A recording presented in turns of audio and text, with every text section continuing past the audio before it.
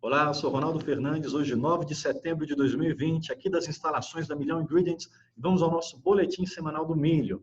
Eu vou estar falando um pouquinho rápido para a gente aproveitar a maior parte do tempo e também a gente vai estar disponibilizando todo esse material nas nossas redes. Você fica à vontade para entrar em contato conosco, para esclarecer qualquer dúvida ou para bater um papo a respeito do mercado. Bom, a gente já está operando aqui no After, que é quando a bolsa fecha, essa bolsa na B3 para milho, apenas milho, a bolsa fecha 4h20, abre às 5, e o dia foi pautado por quedas, sobretudo o câmbio puxando todas essas variações. Durante a semana, para o milho, esse aqui é o vencimento de setembro na B3, CCNU. Setembro agora é o vencimento na B3 que vai pautar a precificação do mercado físico, lá no mercado paulista, de base Campinas. A gente teve o início da semana passada pautado por uma forte alta, e em sequência, logo na terça-feira em seguinte, grandes quedas. A gente teve uma recuperação na sexta-feira por conta do feriado prolongado, e agora, hoje, ele volta a cair. Bom, vamos analisar todos os pontos que podem estar causando essa oscilação e podem influenciar na precificação no futuro.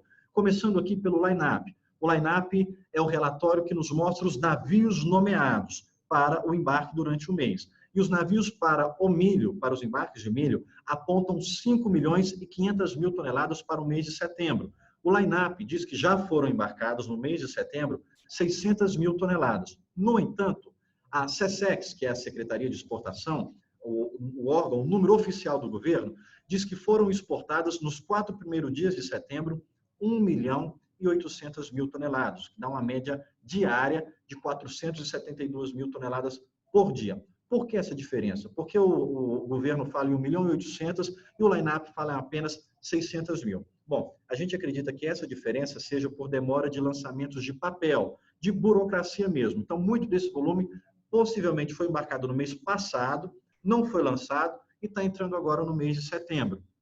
Se o line-up está falando de uma exportação de 5 milhões, a gente soma esse 1 milhão e 800, a gente deve ter uma exportação próxima aos 7 milhões de setembro. É a nossa opinião para o milho. Outra coisa curiosa que chama atenção aqui no line-up para esse mês é uma exportação nomeada para a China. Bom, os principais tomadores do milho brasileiro ainda nesse mês são os tradicionais Irã e Japão, que têm sido os tomadores maiores de volume. No entanto, a China ela não é uma compradora de milho pontual, ela não é uma compradora de milho de ninguém. E ela tem comprado volumes expressivos, inclusive dos Estados Unidos também. A China já embarcou dos Estados Unidos 1 milhão e 800 mil toneladas de milho. Bom, isso chama a atenção, no mínimo. Se a gente for olhar para os números da China divulgados pelo USDA, a China vem numa redução sequencial dos seus estoques finais. De 2017 a 2018, a gente acreditava em 222 milhões de toneladas nos seus estoques finais, para agora uma projeção de 194 milhões. Uma queda significativa. Vale lembrar que os números da China não são de todos confiáveis, porque a China tem uma dificuldade na divulgação dos seus números. Vale lembrar também que a China é o principal cliente do Brasil. De todos os produtos que o Brasil exporta, 34% é lá para o mercado chinês. E disparado, o campeão é a soja. A soja é o que mais tem saído e é o nosso campeão de exportação como um todo, e a China é o grande responsável disso. Falando de exportação, o nosso quadro, a nossa balança comercial, o que equilibra se o Brasil está em superávit, se o Brasil está em déficit, ou seja, se o Brasil está exportando mais ou importando mais, nós estamos com um saldo positivo de 36 bilhões de reais. Bom, eu diria que isso era um fator baixista para o câmbio, porque a gente tem muito dinheiro entrando. No entanto, essa exportação só foi possível por conta de um câmbio alto. Câmbio alto, se exporta mais, se importa menos. É a promessa de campanha do governo. Falando de exportação de milho, a gente não pode deixar de analisar a tela de Chicago, porque a exportação ela é balizada pelo vencimento de Chicago. Agora que descolou, né? Chicago está uma coisa sem referências.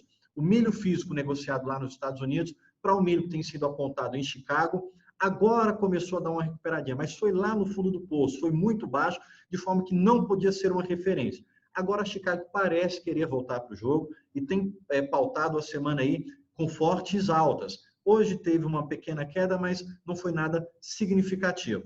Se a gente for pegar o câmbio, a variação do câmbio, que impacta muito mais agora na relação direta com a B3, a gente teve um câmbio pontuado na última semana, nos últimos dias, por fortes quedas. Bom, vamos olhar o que pode causar as oscilações mais fortes e mais influentes agora no câmbio de agora em diante. A gente tem um fator super importante, que são as eleições, a competição, a corrida pela presidência americana.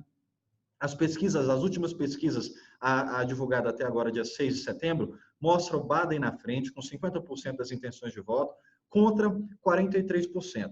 O Trump na frente representa, na minha opinião, mais alta para o dólar, devido à tensão que ele representa com a China. Trump tem dado declarações pesadas, mas vale lembrar também que o próprio Biden não deve demorar em começar a fazer críticas à China, porque tanto republicanos como democratas são pautados pela supremacia americana.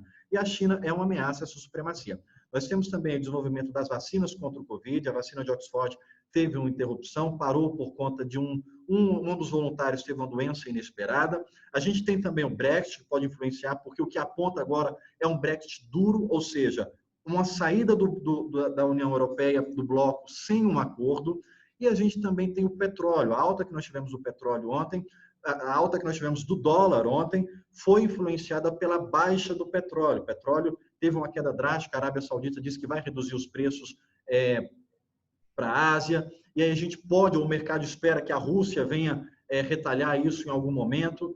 Então, o petróleo hoje subiu, o que levou a Ibovespa a subir também, porque valorizou as ações da Petrobras. Tradicionalmente, quando o Ibovespa sobe, dólar cai. Ou o contrário, né? Quando o dólar cai, Ibovespa sobe. Aqui no cenário interno, as coisas que a gente tem para influenciar o dólar é o orçamento apresentado para 2021, o orçamento do governo, e a reforma administrativa.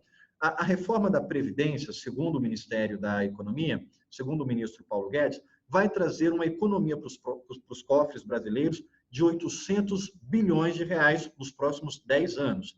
E agora a reforma administrativa promete uma economia de 300 bilhões. Então, tem que ficar de olho nessas reformas. O relatório Focus traz um câmbio aqui de 5,25, que é o que eu acredito. Acredito que o câmbio deve oscilar agora de 5,15 a 5,30, conforme todos esses fatores que a gente falou agora forem se desenrolando ao longo aí da campanha eleitoral, ao longo da pandemia, ao longo do Brexit e também as nossas crises internas de governo que não dá para prever. Bom, falando de dólar, falando de Chicago, vamos aqui para os nossos números de exportação. A Milhão está apostando em 34 milhões e 500 mil toneladas de exportação. O acumulado do ano, o ano corrente, o ano de janeiro até agosto, são 13 milhões e 800 mil toneladas foram exportadas. Do ano agrícola, de fevereiro a agosto, a gente está falando de 11 milhões. Para as 34 milhões, faltam exportar 22 milhões e 70 mil toneladas. A pergunta é, isso já está negociado? Esses 22 milhões, a exportação já comprou, só está esperando o momento de embarque, ou ela ainda precisa vir para o que falta comprar desses 22 milhões, se for efetivado 34 milhões? Se saírem 34 milhões de toneladas, a gente terá um estoque final um pouco apertado, e a gente pode passar um primeiro semestre de 2021 aí, com o risco de faltar milho até a próxima safra. Eu, pessoalmente, eu não acredito. Eu acredito que a gente pode ter um pouco menos de 34, a gente está trabalhando com esse número para segurança, mas 22 milhões para exportação, ter que vir comprar no mercado, com um dólar em queda, não é fácil. Então, tem que monitorar essa exportação, ficar de olho nela, para a gente ver o que a exportação, o que as trades estão atuando, se elas estão fora do mercado, se elas não estão fora do mercado. Se a gente for colocar o prêmio, que é o que os países estão dispostos a pagar pelo milho brasileiro, um prêmio de R$130, 130 cents por bushel em Santos, a gente está falando de um milho em Rio Verde em R$45.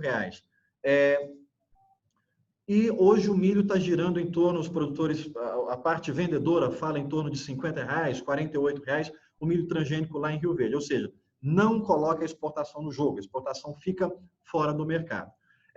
Tradicionalmente, semanalmente, a Milhão faz uma pesquisa de mercado usando como referência a base em Rio Verde, milho transgênico. E a gente ainda tem preços aquecidos. A turma que responde à nossa pesquisa é uma pesquisa aberta ao público que opera o milho. A turma ainda tem pensamentos de milho acima de R$50 aí, tranquilamente, até o final do ano, o fechamento e para o próximo início de temporada do ano que vem. Bom, fiquem com Deus, até mais, e se sintam à vontade para poder entrar em contato conosco, para poder esclarecer eventuais dúvidas sobre o nosso mercado de milho. Bom, até logo.